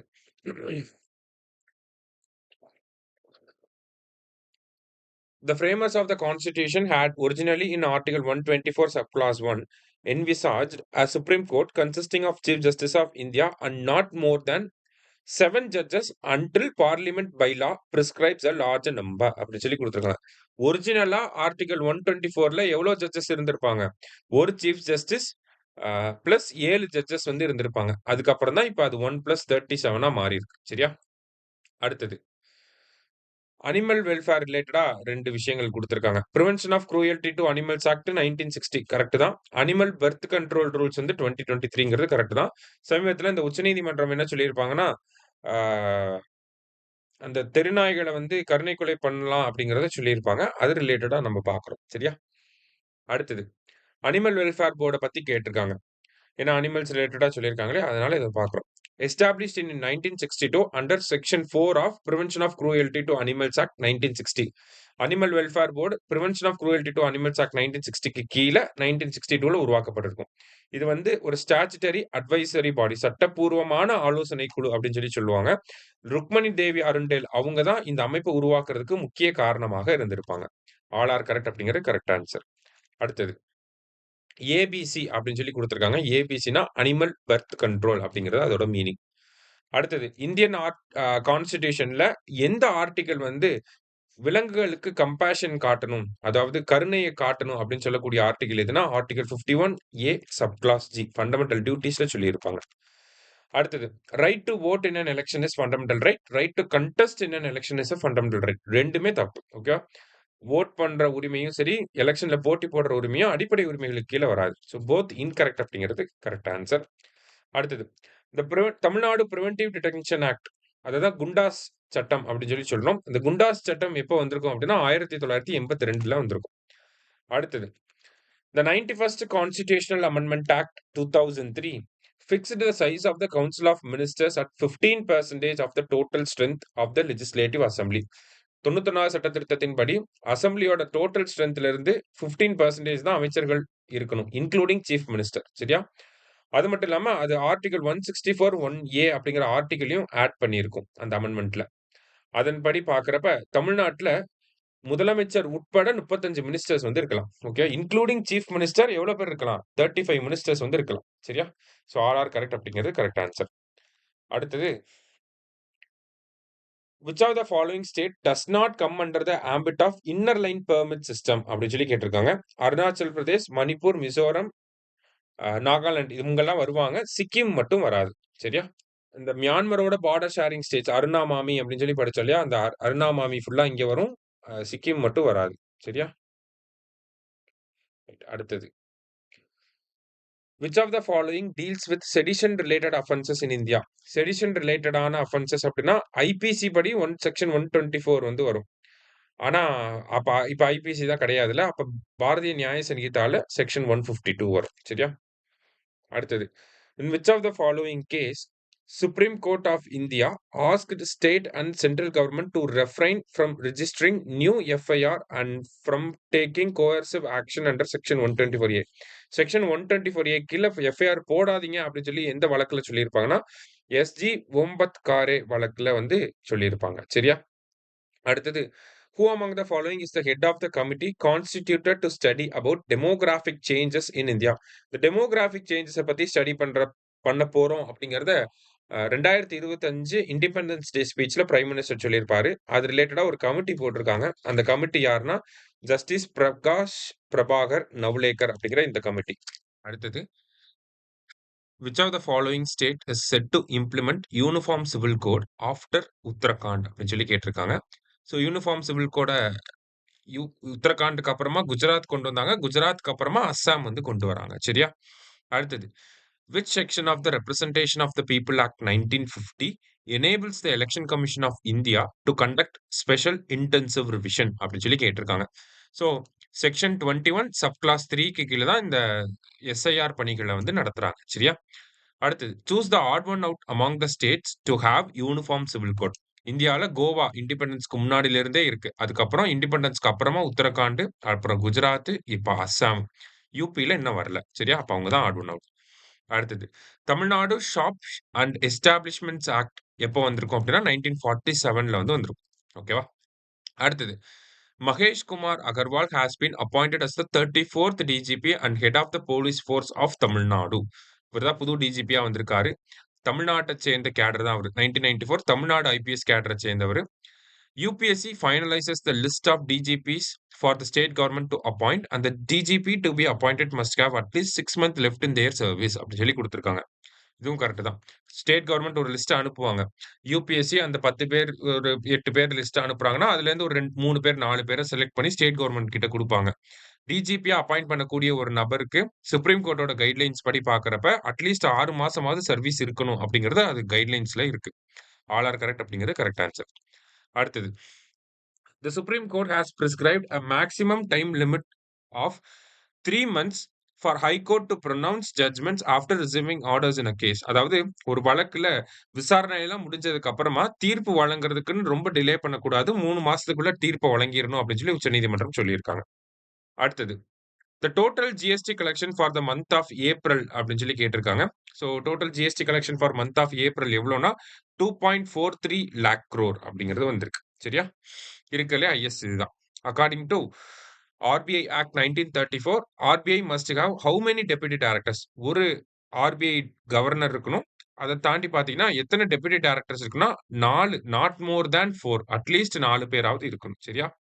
அடுத்தது. Who has been appointed as a new RBI deputy director? Poonam Gupta, J. Swaminathan, S C. முர்முலாம் ஆல்ரெடி இருக்கவங்க. புதுசா வந்தவங்க யாருன்னா, ரோஹித் ஜெயின் அப்படிங்கிறவங்க வந்திருக்காங்க. அடுத்தது. Centre for development of telematics. நம்ம பார்த்தோம் இல்லையா? செல் பிராட்காஸ்ட் அலர்ட் சிஸ்டம்ல சி.டாட்ன்னு ஒரு அமைப்ப பார்த்தோம் இல்லையா? அந்த அமைப்பு எப்போ உருவாக்கப்பட்டிருக்குன்னா, 1984ல உருவாக்கப்பட்டிருக்கு.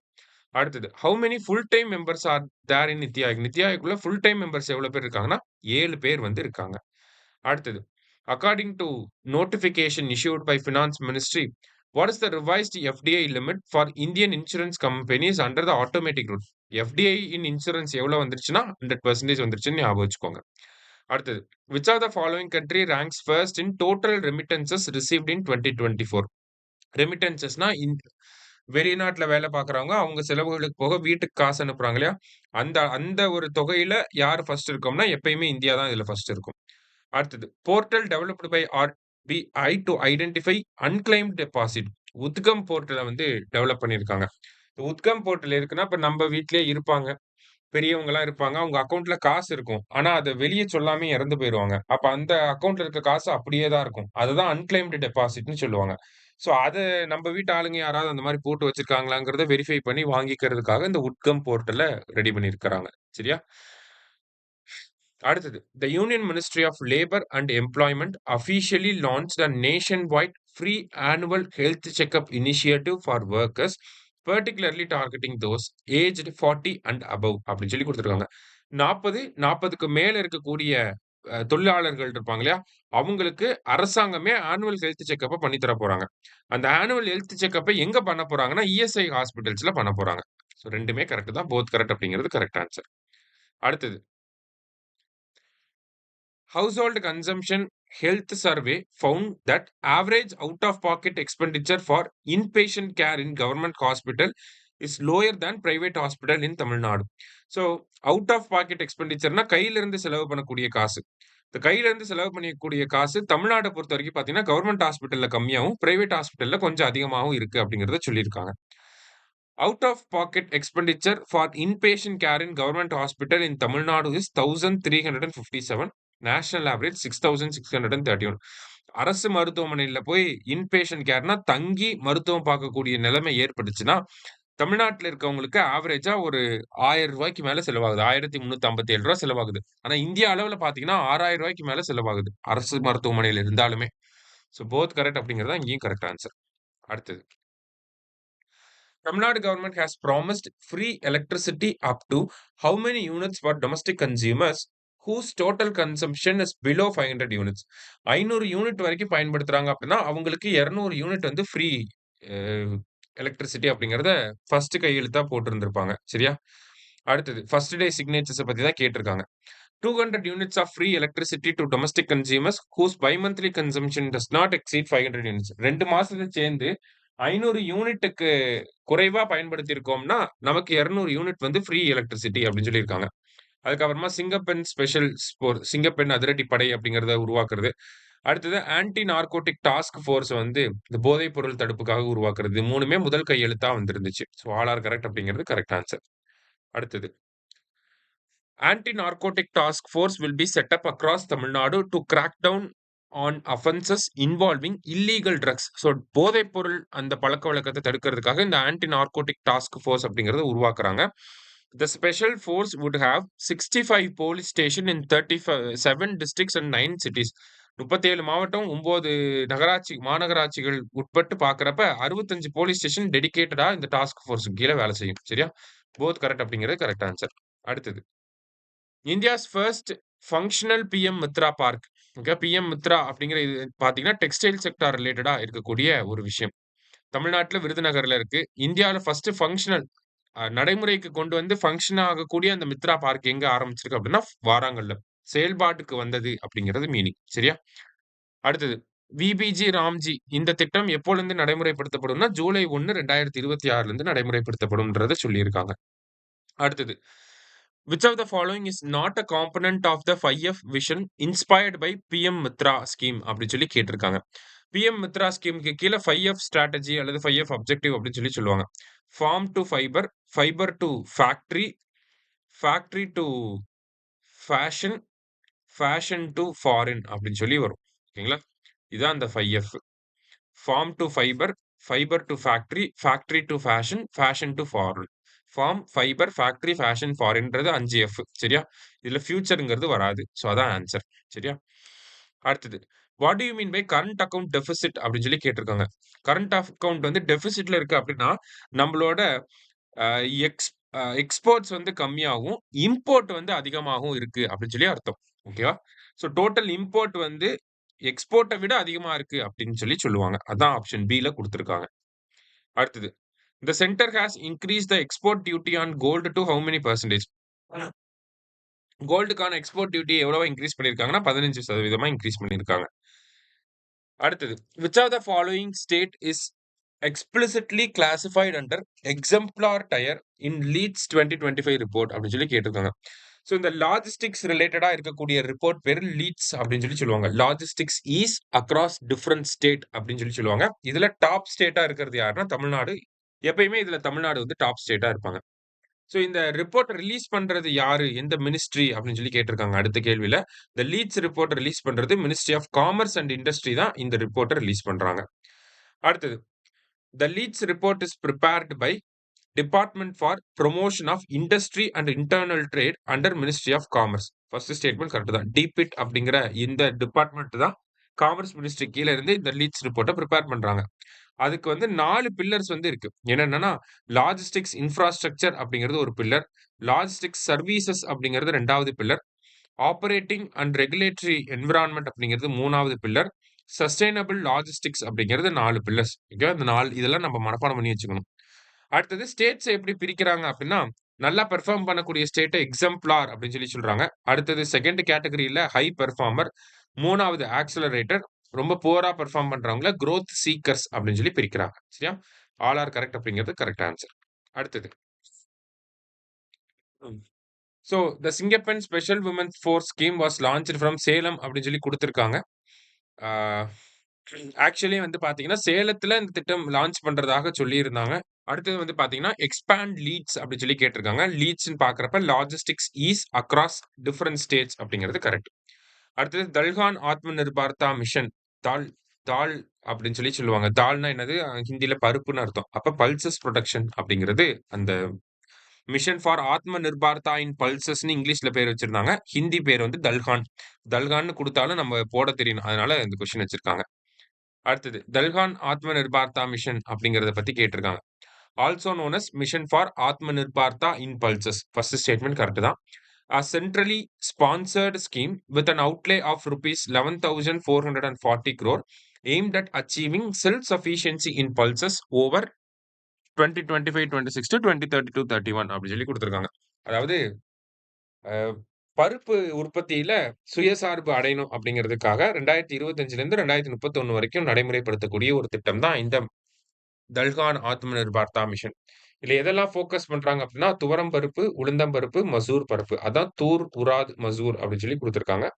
ஆல் ஆர் கரெக்ட் அப்படிங்கிறது கரெக்ட் ஆன்சர். அடுத்தது. What is the total number of aspirational districts identified under NITI Aayog's aspirational districts programme அப்படின்னு சொல்லி கேட்டிருக்காங்க. ஸோ நித்தி ஆயோகோட ஆஸ்பிரேஷனல் டிஸ்ட்ரிக்ட் புரோகிராம்க்கு கீழ 112 டிஸ்ட்ரிக்ட்ஸ் இருக்கு. இது ஸ்டாட்டிக்கா ஞாபகம் வச்சுக்கோங்க. அடுத்தது. Who among the following will be the head of Singappen special task force அப்படின்னு சொல்லி கேட்டிருக்காங்க. Inspector general of police IG தலைமை ஐஜி லெவல்ல இருக்கக்கூடிய ஒரு ஆபீசர் தான் இதனுடைய ஹெட்டா இருப்பாங்க. ஓகேவா? Who among the following will be the head of Singappen special task force. யார வந்து இப்ப ஹெட்டா அப்பாயிண்ட் பண்ணியிருக்காங்கன்னா, பவானீஸ்வரி அப்படிங்கிற ஐஜிய வந்து அப்பாயிண்ட் பண்ணியிருக்காங்க. சரியா? அடுத்தது. சாம்பிள் ரிஜிஸ்ட்ரேஷன் சிஸ்டம் 2024 ஓட சர்வே ரிப்போர்ட் வெளியாயிருந்துச்சு. அதுல டேட்டாஸ் வந்து குடுத்திருக்காங்க. இந்தியாவோட பர்த் ரேட் வந்து 18.3, இந்தியாவோட டெத் ரேட் வந்து 6.4 2மே கரெக்ட் தான். அடுத்தது அதே ரிப்போர்ட்ல ஐஎம்ஆர் டேட்டாஸ் வந்து குடுத்திருக்காங்க. இந்தியாவோட ஐஎம்ஆர் வந்து 24, இந்தியாவிலே லோயஸ்ட் ஐஎம்ஆர் கேரளாவுல இருக்கு 8, தமிழ்நாடோட ஐஎம்ஆர் வந்து 11. சரியா? ஆல் ஆர் கரெக்ட் அப்படிங்கிறது correct answer. Next. RBI has transferred 2,86,588 crore surplus to the government. It is done under which section of the RBI Act 1934? So RBI எப்பயுமே அவங்க லாபத்துக்கு போக லாபத்துல இருக்கக்கூடிய ஒரு அமௌண்ட்ட கவர்மெண்ட் கிட்ட குடுப்பாங்க. அது எந்த ஆக்ட்க்கு கீழ குடுக்குறாங்கன்னா, செக்ஷன் 47 ஆஃப் ஆர்பிஐ ஆக்ட் 1934க்கு கீழ குடுக்குறாங்க. சரியா? அடுத்தது. Which committee recommended economic capital framework which enables the RBI to transfer surplus revenue to the government? இந்த எக்கனாமிக் கேபிட்டல் ஃப்ரேம்வொர்க்க பேஸ் பண்ணி தான் என்ன பண்றாங்கன்னா, ஆர்பிஐ அவங்க கிட்ட இருக்கக்கூடிய சர்ப்ளஸ் அமௌண்ட்ட கவர்ன்மெண்ட் கிட்ட குடுக்குறாங்க. அந்த ஃபார்முலாவ பேஸ் பண்ணி தான். அத ரெக்கமெண்ட் பண்ணது யாருன்னா, பிமால் ஜலான் கமிட்டி தான் ரெக்கமெண்ட் பண்ணியிருப்பாங்க. சரியா? அடுத்தது. What do you mean by memflation அப்படின்னு சொல்லி கேட்டிருக்காங்க. மெம்ஃப்ளேஷன் அப்படின்னா, செமிகண்டக்டர் சிப்ஸோட பிரைஸ் வந்து இன்கிரீஸ் ஆகுறது. அந்த மெமரி சிப்ஸோட பிரைஸ் இன்கிரீஸ் ஆகுறத மெம்ஃப்ளேஷன் அப்படின்னு சொல்லி சொல்லுவாங்க. அடுத்தது. Consider the following statements about eligibility of crop loan waiver up to 50,000. சமீபத்தில ரூ. 50,000 வரைக்கும் கடன் கோஆப்பரேட்டிவ் சொசைட்டில வாங்கியிருந்தீங்கன்னா, விவசாயிகளுக்கு தள்ளுபடி அப்படின்னு சொல்லி சொல்லியிருந்தாங்க இல்லையா? அரசாங்கம். அத பத்தி கேட்டிருக்காங்க. இது வந்து ஸ்மால் அண்ட் மார்ஜினல் ஃபார்மர்ஸ்க்கு மட்டும் தான் அவைலபிளா இருக்கும். அந்த கடன்கள வந்து நீங்க கோஆப்பரேட்டிவ் பேங்க்ல வாங்கியிருந்தா தான் அந்த 50,000 வரைக்கும் தள்ளுபடி பண்ண முடியும். அந்த கடன்கள மே 1, 2025ல இருந்து பிப்ரவரி 28, 2026 இந்த டேட்டுக்குள்ள கடன் வாங்கியிருந்தா தான் தள்ளுபடி பண்ண முடியும். சரியா? சோ ஆல் ஆர் கரெக்ட் அப்படிங்கிறது correct answer. Next. Padma award winners from Tamil Nadu. 10 பேர் குடுத்திருப்பாங்க. அடுத்த 2 ஒரு அடுத்தடுத்த கொஸ்டினா குடுத்திருப்பாங்க. இத அப்படியே மனப்பாடம் பண்ணிருங்க.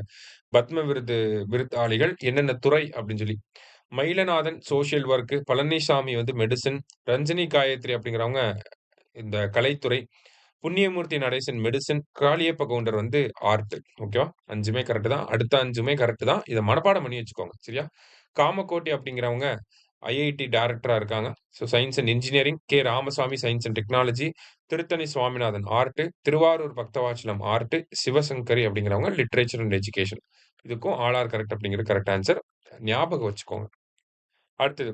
சர்தக் பிடிஎஸ் திட்டத்தினுடைய அப்ஜெக்டிவ் என்னன்னா, சர்தக் பிடிஎஸ் ரீசென்ட்டா லான்ச் பண்ணியிருக்காங்க. அ அந்த பிடிஎஸ் ரேஷன் கடை நடைமுறைகள்ல டெக்னாலஜிய அதிகமா கொண்டு வரதுக்காக மத்திய அரசாங்கம் கொண்டு வந்திருக்காங்க. அடுத்தது. நேஷனல் ஹெல்த் அக்கவுண்ட் எஸ்டிமேட் அப்படிங்கிற ஒரு டேட்டா குடுத்திருக்காங்க. Health spending of the government has increased from 1.15% of GDP to 1.43% of GDP அப்படின்னு சொல்லி குடுத்திருக்காங்க. அரசாங்கம் மருத்துவத்துக்காக ஸ்பெண்ட் பண்ணக்கூடிய தொகை 1.43% இன்கிரீஸ் ஆயிருக்கு அப்படின்னு சொல்லி சொல்லியிருக்காங்க. The out of pocket expenditure of the total health expenditure has been calculated as 43% from 64%. அதாவது கையிலிருந்து செலவு பண்ணக்கூடிய அமௌண்ட் வந்து பார்த்தீங்கன்னா, முன்னாடி 64% இருந்துச்சு. இப்ப 43% கம்மியா இருக்குன்னு சொல்லியிருக்காங்க. போத் கரெக்ட் அப்படிங்கிறது கரெக்ட் ஆன்சர். அடுத்தது. தமிழ்நாட்டுல இந்த காசநோய் இறப்பில்லா திட்டம் அப்படிங்கிறத எப்ப நடைமுறைப்படுத்தியிருப்பாங்கன்னா, ஏப்ரல் 2022ல நடைமுறைப்படுத்தியிருப்பாங்க. அடுத்தது தமிழ்நாடு காசநோய் இறப்பில்லா திட்டம் அப்படிங்கிறது was launched in April 2022 across all 30 national TB elimination program districts excluding Chennai. சென்னையை தவிர 30 இடங்கள்ல கொண்டு வந்திருப்பாங்க.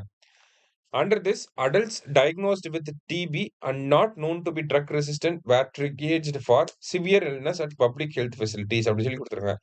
ஸோ டிபி இருக்குன்னு தெரிஞ்சவங்க எல்லாத்தையுமே மருத்துவமனையில வச்சு ட்ரீட்மெண்ட் பார்க்குறாங்க அப்படிங்கிறது அந்த 2வது ஸ்டேட்மெண்ட்டோட மீனிங். சரியா? போத் கரெக்ட் அப்படிங்கிறது கரெக்ட் ஆன்சர். அடுத்தது. தமிழ்நாடு காசநோய் இறப்பில்லா திட்டம் is India's first state wide and state specific differentiated TB care initiative to reduce TB deaths was launched in April 2022. So இந்தியாவிலேயே முதல் முறையா ஒரு மாநில அரசாங்கம் இந்த மாதிரி ஸ்பெசிஃபிக்கா கொண்டு வரக்கூடிய திட்டம் தமிழ்நாடு தான் கொண்டு வந்துச்சு ஏப்ரல் 2022ல. Tuberculosis death rates showed a sustained decline in 6 districts. இந்த திட்டத்தினுடைய ஒரு விளைவாக பார்த்தீங்கன்னா, டிபினால இறக்கக்கூடியவங்களோட எண்ணிக்கை தமிழ்நாடு முழுக்க கம்மியாச்சு. அதுல இந்த 6 மாவட்டங்கள்ல பார்த்தீங்கன்னா, ரொம்ப பெர்ஃபார்மன்ஸ் நல்லா இருந்துச்சு. சேலம், தர்மபுரி, கடலூர், விழுப்புரம், கரூர், கன்னியாகுமரி. சரியா? So both correct. அடுத்தது. The Department of Adi Dravidar and Tribal Welfare is renamed as Department of Social Justiceன்னு சமூக நீதித்துறைன்னு பேர் மாத்திட்டாங்க. அடுத்தது NFHS 6 ஓட டேட்டா குடுத்திருக்காங்க. இந்த NFHS அப்படிங்கிற சர்வேவ conducted by Health Ministry along with International Institute for Population Sciences. இவங்க 2 பேரும் சேர்ந்து தான் பண்றாங்க. இந்தியாவோட டோட்டல் ஃபெர்டிலிட்டி ரேட் அப்படிங்கிறது 2.0 அப்படிங்கிற ரேஷியோல இருக்கு.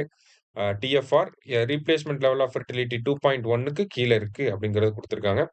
இந்தியாவுல இன்ஸ்டிடியூஷனல் டெலிவரீஸ் மருத்துவமனைகளுக்கு போய் பிரசவம் பார்க்கிறது 90.6% இருக்கு அப்படின்னு சொல்லியிருக்காங்க. அடுத்தது தமிழ்நாடோட பெர்ஃபார்மன்ஸ் இந்த என்எஃப்ஹெச்எஸ் டேட்டால எப்படி இருக்கு அப்படின்னு சொல்லி குடுத்திருக்காங்க. Tamil Nadu has achieved substantial coverage in maternal health services with 99.7% of births taking place in institutions. இந்தியாவுல இன்ஸ்டிடியூஷனல் டெலிவரி அப்படிங்கிறது மருத்துவமனைகளுக்கு போய் பிரசவம் பார்க்கிறது 90.6% இருக்குன்னா தமிழ்நாட்டுல 99.7% இருக்கு. தமிழ்நாடோட டிஎஃப்ஆர் இந்தியாவோட டிஎஃப்ஆர் வந்து 2.0ன்னு பார்த்தோம். தமிழ்நாடோடது வந்து 1.7ல இருக்கு. ரூரல் ஏரியாஸ்ல 1.8, அர்பன் ஏரியாஸ்ல 1.6 அப்படின்னு சொல்லி ரேஷியோல இருக்கு. போத் கரெக்ட் அப்படிங்கிறது கரெக்ட் ஆன்சர். அடுத்து த கான்ட்ரசெப்டிவ் பிரிவலன்ஸ் ரேட். அந்த கான்ட்ரசெப்டிவ் பிரிவலன்ஸ் ரேட் அப்படின்னா அந்த கருத்தடை பயன்பாடு விகிதம் அப்படிங்கிறது 69.1% இன்க்ரீஸ் ஆயிருக்கு. அடுத்தது சைல்டு மேரேஜஸ் வந்து பாத்தீங்கன்னா 23%லேருந்து இப்ப 20.1% கம்மியாயிருக்கு. சரிங்களா? The National Family Health Survey has highlighted rapid rise in obesity and diabetes. இந்தியாவுல உடல் பருமன் மற்றும் சர்க்கரை நோய் அப்படிங்கிறது அதிகமாயிட்டே போகுதுங்கிறத சொல்லியிருக்காங்க. Andhra Pradesh, Kerala and Tamil Nadu have emerged as a hotspot for overweight and obese adults alongside rising diabetes prevalence அப்படின்னு சொல்லி கொடுத்திருக்காங்க. கேரளா, தமிழ்நாடு, ஆந்திர பிரதேஷ் இங்க தான் வந்து இத வந்து ஒரு ஹாட்ஸ்பாட்ன்னு சொல்றாங்க. இங்க தான் இந்த உடல் பருமன் அப்படிங்கிற அந்த ஒரு விஷயம் ஓவர் வெயிட்டா இருக்கிறது எல்லாமே அதிகமா இருக்கிறது இங்க தான் அப்படின்னு சொல்லியிருக்காங்க. ஸோ போத் கரெக்ட் அப்படிங்கிறது கரெக்ட் ஆன்சர். அடுத்தது தமிழ் சொசைட்டி ரிலேட்டடான கேள்விகள். First women minister in Madras presidency was Rukmini Lakshmipati. She served in T. Prakasam's ministry. அவங்களுக்கு என்ன போர்ட்ஃபோலியோ கொடுத்திருப்பாங்கன்னா பப்ளிக் ஹெல்த் அண்ட் மெடிசின் அப்படிங்கிற போர்ட்ஃபோலியோ கொடுத்திருப்பாங்க. மூணுமே கரெக்ட் ஸ்டேட்மெண்ட்ஸ் தான்.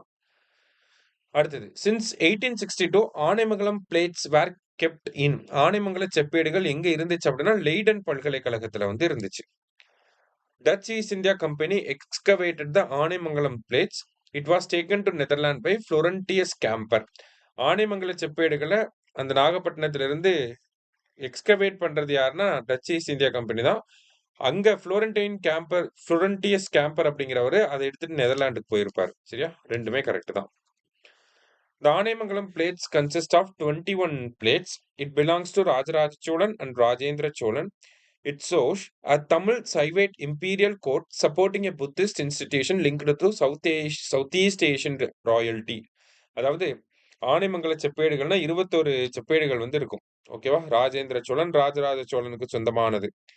அது வந்து ஒரு ராஜராஜ சோழன் வந்து ஒரு பௌத்த விகாரம் கட்டுறதுக்கான அனுமதியை வழங்கி இருப்பாரு. அதை பத்தின செய்திகளை சொல்லி இருக்கு. சரியா? மூணுமே கரெக்ட் தான். அடுத்தது ஆனைமங்கலம் பிளேட்ஸ் வேர் எக்ஸ்கவேட்டட் இன் எங்க இருந்து எடுத்திருப்பாங்கன்னா நாகப்பட்டினத்துல இருந்து எடுத்திருப்பாங்க. ஸோ அதை பத்தி இன்னும் விரிவாக கொடுத்திருக்காங்க. Rajaraja Chola gifted a land in Anaimangalam village to build a Buddhist vihara. So Buddhist விகாரம் கட்டுறதுக்காக ஒரு நிலத்தை தானமாக ராஜராஜ சோழன் வந்து வழங்குறாரு. அதை யாருக்கு தானமா வழங்குறாருன்னா ஜாவா நாட்டினுடைய மன்னர் ஸ்ரீமார விஜயோதுங்கவர்மனுக்கு வந்து அந்த பரிசை வந்து வழங்குறாரு. ஓகேவா? அந்த ஆர்டரை இம்ப்ளிமெண்ட் பண்ணது யாருன்னா ராஜேந்திர சோழன் வந்து அந்த கட்டத்தை கட்டி முடிச்சிருப்பார். ஓகேவா? ஸோ ஆல் ஆர் கரெக்ட் அப்படிங்கிறது கரெக்ட் ஆன்சர். அடுத்தது The Global Tamil Research Conference will take place in Toronto, Canada. Okay, global Tamil research conference அப்படிங்கிறது கனடாவில் டொரண்டோவில் வந்து நடக்க போகுது. அந்த மாநாடோட டைட்டில் வந்து பார்த்தீங்கன்னா செய்யறிவு உலகில் செம்மொழி தமிழும் தமிழரும் அப்படிங்கிறது அந்த டைட்டில் ஆஃப் த கான்ஃபரன்ஸ். அதோட அப்ஜெக்டிவ் வந்து என்னன்னா நன்றின்பால் உயிப்பது அறிவு அப்படிங்கிறது அவங்களோட அப்ஜெக்டிவ். ஸோ அந்த ஏஐ அண்ட் தமிழ் பேஸ் பண்ணி இந்த மாநாடு நடக்க போகுது. சரியா? ஸோ ஆல் ஆர் கரெக்ட் அப்படிங்கிறது கரெக்ட் ஆன்சர். அடுத்தது ஜென்ரலா இருக்கக்கூடிய questions. Commonwealth Games are held every 4 years. இந்த வருஷம் கிளாஸ்கோவில் நடக்க போகுது. Glasgow is the host city of 2026 Commonwealth Games. Medals for 2026 games are design by மிலிட்சா மிலன்கோவா அப்படின்னு சொல்லி கொடுத்துருக்காங்க. 2030ல வந்து இந்தியாவில் அகமதாபாத்ல இந்த காமன்வெல்த் கேம்ஸ் வந்து நடக்கும். ஸோ ஆல் ஆர் கரெக்ட் அப்படிங்கிறது கரெக்ட் ஆன்சர். அடுத்தது ஹே மார்க்கெட் ப்ரொட்டஸ்ட் அப்படிங்கிறது May 1 லேபர் டே இருக்கு இல்லையா, அதோட தொடர்பு படுத்தி வர்றது. Workers right and labour movement அப்படின்னு சொல்லுவாங்க. தொழிலாளர் உரிமைகளுக்காக போராட்டின ஹே மார்க்கெட் அப்படிங்கிறது அமெரிக்காவில் இருக்க அங்கே ப்ரொட்டஸ்ட் பண்ணியிருப்பாங்க. அதை பேஸ் பண்ணி தான் May 1 அப்படிங்கிறது லேபர்ஸ் டே அப்படின்னு சொல்லி சொல்கிறோம். வேர்ல்டு ப்ரெஸ் ஃப்ரீடம் இண்டெக்ஸில் இந்தியாவோட rank 157. World press freedom day வந்து May 3. அடுத்தது வேர்ல்டு அத்லெட்டிக்ஸ் டே வந்து பார்த்தீங்கன்னா May 7. வேர்ல்டு தாலசீமியா டே May 8. எம்.எஸ். சுவாமிநாதன் பிரைஸ் 2026 யாருக்கு வழங்கியிருக்காங்கன்னா, ஸ்ரீனிவாச ராவ் அவர்களுக்கு வழங்கியிருக்காங்க. வேர்ல்டு சோலார் டே எப்பன்னா மே 3ஆம் தேதி. அடுத்தது சீஃப் ஆஃப் டிஃபென்ஸ் ஸ்டாஃபா யார் அப்பாயிண்ட் பண்ணியிருக்காங்கன்னா, என்.எஸ். ராஜா சுப்ரமணி தமிழ்நாட்டை சேர்ந்த நபர் இவர். சரியா? அடுத்தது இன்டர்நேஷனல் மதர்ஸ் டே மே 10. நேஷனல் டெக்னாலஜி டே மே 11. அடுத்தது president conferred national Florence Nightingale award to 15 persons. The award was instituted in 1973 by Health Ministry and it carries citation, medal and 1 lakh prize money. இந்த national Florence Nightingale விருது வந்து நர்ஸுங்களுக்கு கொடுக்கக்கூடிய ஒரு முக்கியமான award. 1973லேருந்து இந்த award கொடுக்குறாங்க. So both correct. அடுத்தது Who among the following from Tamil Nadu has been awarded National Florence Nightingale Award? தமிழ்நாட்டை சேர்ந்த டாக்டர் சங்கர் சண்முகம் அவர்களுக்கு வழங்கப்பட்டிருக்கு. இன்டர்நேஷனல் நர்சஸ் டே மே 12 அப்பதான் இந்த விருதுகள்லாம் வழங்கப்படுது. சரியா? அடுத்தது வேர்ல்டு மைக்ரேட்டரி பேர்ட் டே மே 9. நேஷனல் ஆன்டி டெரரிசம் டே மே 21. ஸோ புலிட்சர் பிரைஸ் இந்தியாவை சேர்ந்த ஜேர்னலிஸ்ட் ஆனந்த் ஆர்கே, சுபர்ணா சர்மா அவங்க 2 பேருக்கு வந்து பார்த்தீங்கன்னா புலிட்சர் பிரைஸ் அப்படிங்கிறது கொடுத்துருக்காங்க. அவங்க ட்ராப்டு அப்படிங்கிற ஒரு ப்ராஜெக்ட் ஒரு ஒரு ஆர்டிக்கல் வந்து கொண்டு வந்திருப்பாங்க. அது வந்து இந்த சைபர் கிரைம் ரிலேட்டடா இருக்கக்கூடிய ஒரு ஆர்டிக்கல். அதுக்காக அவங்களுக்கு அந்த புலிட்சர் பிரைஸ் அப்படிங்கிறத கொடுத்துருக்காங்க. அவங்களோட சேர்த்து நட்டாலி பியர்சன் அவங்களுக்கும் சேர்த்து கொடுத்துருக்காங்க. ஜஸ்ட் தெரிஞ்சு வச்சுக்கோங்க இதெல்லாம். ஓகேவா? போத் கரெக்ட் அப்படிங்கிறது கரெக்ட் ஆன்சர். அடுத்தது இன்டர்நேஷனல் டீ டே மே 21. அடுத்தது எந்த ஸ்டேட் கவர்மெண்ட் வந்து பாத்தீங்கன்னா 3வது குழந்தைக்கு 30,000 ரூபாய் இன்சென்டிவும் 4வது குழந்தையை பெற்றுக்கிட்டா 40,000 ரூபாய் இன்சென்டிவ் தரோம்னு சொல்லியிருக்காங்கன்னா ஆந்திரா தான் அதை சொல்லியிருக்காங்க. Andhra Pradesh. World telecommunication day May 17. அடுத்தது where did India's external affairs minister present the national statement emphasizing a two-state solution for Israel-Palestine issue அப்படின்னு சொல்லி கேட்டிருக்காங்க. ஸோ இஸ்ரேல் பாலஸ்தீன் பிரச்சனைக்கு இந்தியாவோட அஃபீஷியல் சொல்யூஷன் என்ன அப்படின்னா 2 ஸ்டேட் சொல்யூஷன். 2 நாடுகள், இஸ்ரேல் ஒரு தனி கண்ட்ரி, பாலஸ்தீன்ங்கிறது ஒரு தனி கண்ட்ரியா இருக்கணும் அப்படிங்கிறது. அதை எங்க ரீசெண்டா அனௌன்ஸ் பண்ணியிருக்காங்கன்னா, ஆல்ரெடி அனௌன்ஸ் பண்ணது இப்ப மறுபடியும் ரீஎட்ரேட் பண்ணது எங்கன்னா பிரிக்ஸ் ஃபாரின் மினிஸ்டர்ஸ் மீட்டிங் இந்தியாவில் நடந்தப்ப சொல்லியிருப்பாங்க. அடுத்தது international day for biodiversity May 22. Which of the following country will join India in Shukrayaan mission? சுக்ரயான்ங்கிறது வீனஸ்க்கு போகக்கூடிய மிஷன். அதுல யார் ஜாயின் பண்ண போறாங்கன்னா ஸ்வீடன் வந்து ஜாயின் பண்ண போறாங்க. ஓகேவா? இபோலா அவுட் பிரேக் எங்க வந்தனால ஒரு public health emergency of international concern WHO சொல்லியிருப்பாங்கன்னா, காங்கோல வந்து இப்ப ரீசெண்டா இபோலா அவுட் பிரேக் வந்திருக்கும். அதனாலதான் உலகம் ஃபுல்லா இபோலா பார்த்து இருங்க அப்படின்னு சொல்லியிருப்பாங்க. சரியா? அடுத்தது doctor Soumya Swaminathan has become the second Indian woman in history elected as a fellow to the Royal Society of UK அப்படின்னு சொல்லி கொடுத்துருக்காங்க. அதாவது fellow to royal society of UK அப்படிங்கிறதுக்கு doctor Soumya Swaminathan and then Manindra Agarwal அப்படிங்கிற ஐஐடி கான்பூரோட டைரக்டர் இவங்க 2 பேர்த்தையும் செலக்ட் பண்ணியிருக்காங்க. சரியா? போத் கரெக்ட் அப்படிங்கிறது கரெக்ட் ஆன்சர். அடுத்தது வேர்ல்டு நோ டொபாக்கோ டே வந்து மே 31. இன்டர்நேஷனல் புக்கர் பிரைஸ் இந்த வருஷம் யாருக்கு வழங்கப்பட்டிருக்குன்னா யாங் ஷுவாங்ஸி அப்படிங்கிறவங்களுக்கு வழங்கப்பட்டிருக்கு. அந்த இன்டர்நேஷனல் புக்கர் பிரைஸ் எதுக்காக வழங்கியிருப்பாங்கன்னா தைவான் டிராவலாக் அப்படிங்கிற புக்கு. இவங்க யாங் சுவாங்ஸி வந்து சைனீஸ் மொழி மேந்தரின் அப்படிங்கிற லாங்குவேஜ்ல எழுதியிருப்பாங்க. அதை இங்கிலீஷ்ல டிரான்ஸ்லேட் பண்ணது யாருன்னா லின் கிங். இவங்க 2 பேருக்கும் சேர்த்து தான் இந்த இன்டர்நேஷனல் புக்கர் பிரைஸ் அப்படிங்கிறத வழங்கியிருப்பாங்க. சரியா? அடுத்தது UN military gender advocate of the year award யாருக்கு வழங்கப்பட்டிருக்குன்னா மேஜர் அபிலாஷ பராக் அவங்களுக்கு வழங்கப்பட்டிருக்கு. லெபனான்ல யூஎன் ஐநாவோட அமைதி படையில இவங்க பணிபுரிஞ்சிட்டு இருக்காங்க. அடுத்தது 100 மீட்டர் நேஷனல் ரெக்கார்டை வந்து பீட் பண்ணது யாருன்னா குரிந்தர் வீர் சிங் அப்படிங்கிற இவர் தான். அதாவது 10.09 செகண்ட்ஸ்ல அந்த 100 மீட்டரை கிராஸ் பண்ணியிருப்பாரு. இந்தியாவில் இப்போ இதுதான் நேஷனல் ரெக்கார்ட். அடுத்தது வந்து பாத்தீங்கன்னா பாக்சிலிகா அப்படிங்கிறத பத்தி கொடுத்துருக்காங்க. It AIIMS to reduce coercive dependencies on a single country, protect AI critical materials and enable aligned nations to develop and deploy transformative technologies at scale அப்படின்னு சொல்லி கொடுத்துருக்காங்க. It is a US-led initiative and India is a key member of this group அப்படின்னு சொல்லி கொடுத்துருக்காங்க. பாக்சிலிகா அப்படின்னா என்னன்னா, நம்ம இந்த critical materials like rare earth elements, semiconductor சிப்ஸுக்கு தேவைப்படக்கூடிய மினரல்ஸ் எல்லாத்தையுமே வந்து சைனா கிட்ட இருந்து தான் அதிகமா வாங்குறோம். ஸோ அதை சைனா கிட்ட இருந்து வாங்காம அதை டிபெண்டன்சிஸை ஒரு கண்ட்ரி மேல மட்டும் வச்சுக்காம பரவலாக்கணும் அப்படிங்கிற ஒரு நோக்கத்தோட பேக் சிலிக்கா அப்படிங்கிற இனிஷியேட்டிவை யூஎஸ் வந்து கொண்டு வராங்க. அதுல இந்தியாவும் ஜாயின் பண்ணியிருக்காங்க. ஓகேவா? ஸோ போத் கரெக்ட் அப்படிங்கிறது கரெக்ட் ஆன்சர். லாஸ்டா 79த் கான்ஸ் ஃபிலிம் ஃபெஸ்டிவல் அப்படிங்கிறது எங்க நடந்திருக்கு அப்படின்னு சொல்லி கேட்டிருக்காங்க. இது எங்க நடந்துச்சுன்னா, பிரான்ஸ்ல வந்து நடந்திருக்கு. கான்ஸ் அப்படிங்கிற சிட்டியே பிரான்ஸ்ல தான் இருக்கு. எப்பயுமே அது பிரான்ஸ்ல தான் நடக்கும். சரியா? ஸோ இந்த மந்த்துக்கான 155 கொஸ்டின்ஸ் வந்து பார்த்திருக்கோம். பிடிஎஃப் இருக்கு. எடுத்து பாருங்க. Thank you.